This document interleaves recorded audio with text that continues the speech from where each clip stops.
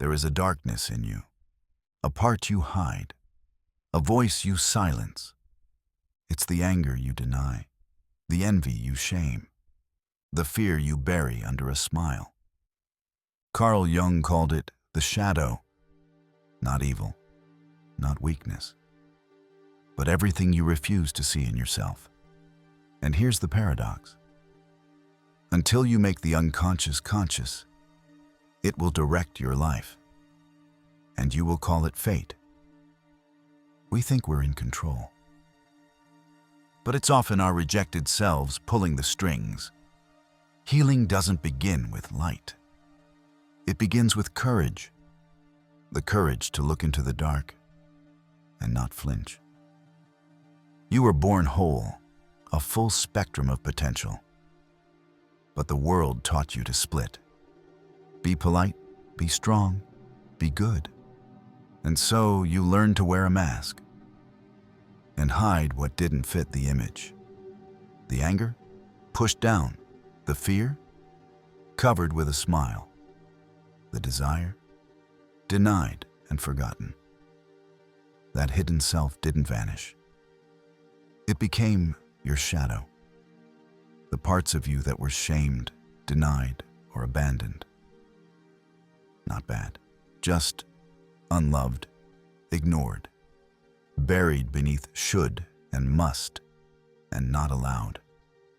If this resonates with you so far, take a moment, like, share, or comment, not for the algorithm, but to help this message reach those still hiding from their own shadow.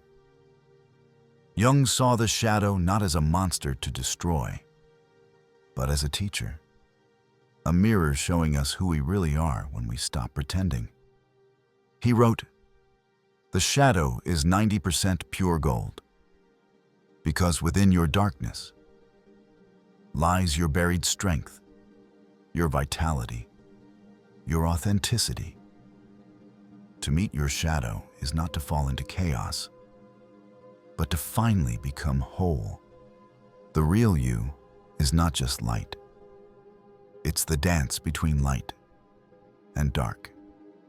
You can't always see the shadow directly, but you can feel its presence. It leaves fingerprints in your reactions, in the cracks of your calm, the flare of your temper, the ache of comparison. Ever found yourself overreacting to a small comment?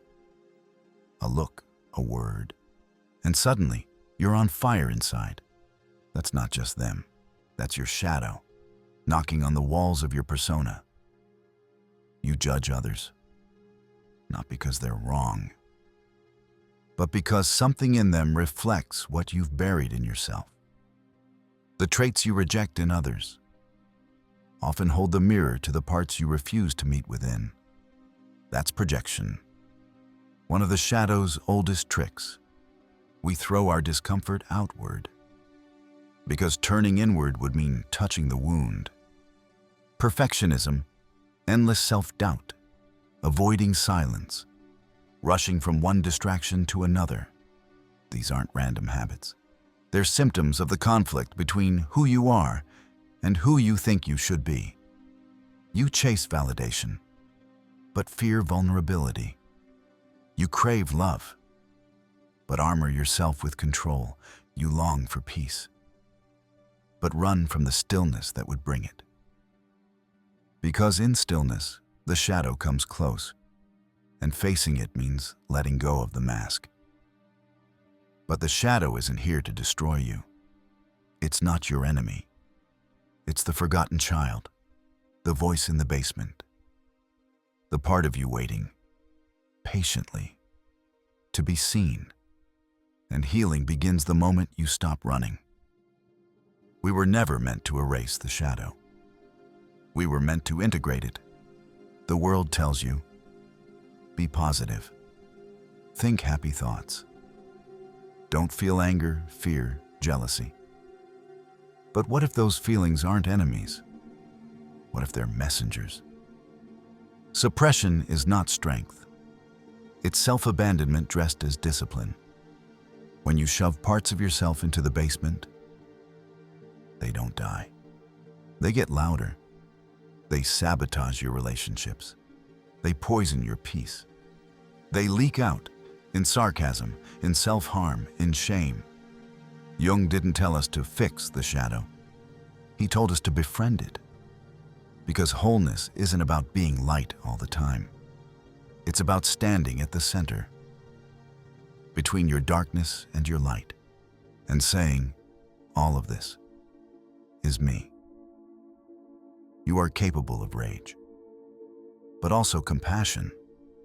You carry envy, but also deep empathy. You have impulses that scare you, but also the strength to choose. Integration is this: to witness every part of yourself without flinching, to listen to the stories your shadow tells without believing you are broken. It doesn't mean indulging every desire. It means understanding where they come from, so they no longer control you. The moment you say, yes, that too is me, you begin to reclaim your power. This is real freedom, not from the shadow, but through it. The dark is no longer a threat when you carry your own light inside it. Jung didn't just theorize the shadow. He walked into it himself. He called it the confrontation with the unconscious, a terrifying descent, marked by dreams, symbols, and emotional storms. Not a crisis of madness, but a crucible of meaning. He wrote, drew, imagined, not to escape himself, but to meet himself. In his Red Book, he recorded these inner journeys, dialogues with fear, conversations with the soul, visions of death and rebirth. He wasn't just searching for answers. He was becoming whole. Wholeness to Jung meant living as an integrated self. Not perfect, not sanitized, but honest. The goal of life, he said, was not to become good, but to become complete. To live with your contradictions, not deny them. To carry your pain, not project it onto others. To take responsibility for your desires, not blame the world for them. He believed that healing comes when we live in dialogue with all that we are. You are not your trauma, but it speaks through you. You are not your anger, but it has roots worth listening to. You are not just the person others see. You are also the parts they don't, and the parts you hide from.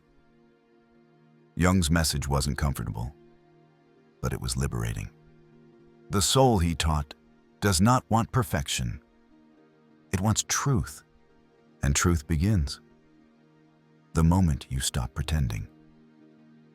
This is the journey to wholeness, and it doesn't happen in the spotlight. It happens in silence, in solitude, in the sacred, messy act of facing yourself. The parts of you you've rejected might be the very parts that hold your greatest strength. Your rage might be the seed of your courage. Your fear could be the birthplace of your intuition. Even your envy might be your soul pointing to unlived potential. Jung believed that inside every shadow is a piece of gold, but to claim it, you must stop running. The shadow isn't your enemy. It's your wounded ally. It doesn't want to destroy you. It wants to be seen, because what we repress owns us, but what we face empowers us. Integration means you no longer lie to yourself. You no longer disown your own life. You stop outsourcing blame and take back authorship. This is not about becoming someone else. It's about becoming fully yourself. Wholeness isn't the absence of darkness. It's the harmony of opposites.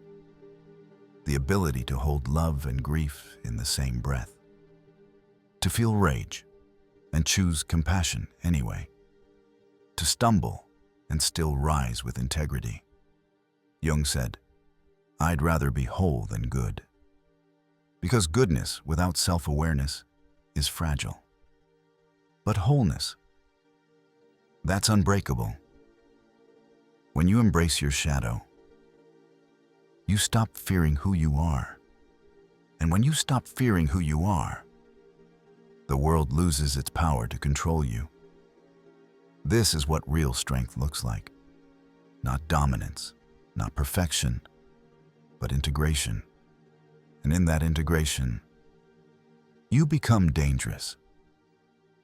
Not to others, but to the forces that once kept you small. Because a person who has faced their own darkness cannot be manipulated by it. You've looked into the mirror. You've seen the flicker of your shadow. Now comes the hardest part. Choosing to walk into it. Not for drama, not to wallow, but to reclaim yourself. The journey into the shadow isn't a detour. It is the path. The only path to becoming whole, to becoming real.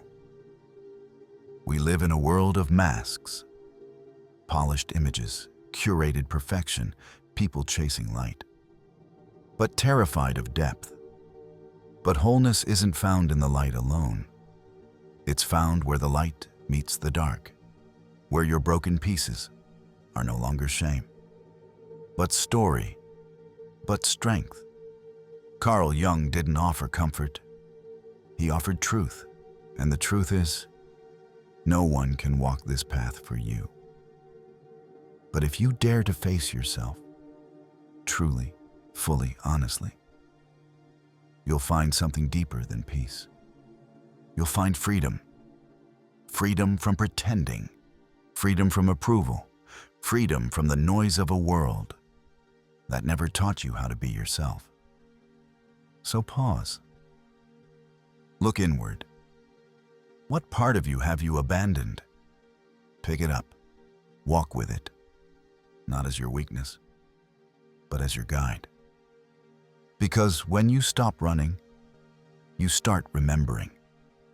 And in that remembering, you begin to return to yourself, to your truth, to the power that was always yours, buried not in the heavens, but in the shadow. This is not the end. It's the beginning of a new kind of life, rooted not in fear, but in wholeness. Thank you for watching. Consider sharing with someone whom you think may need this message.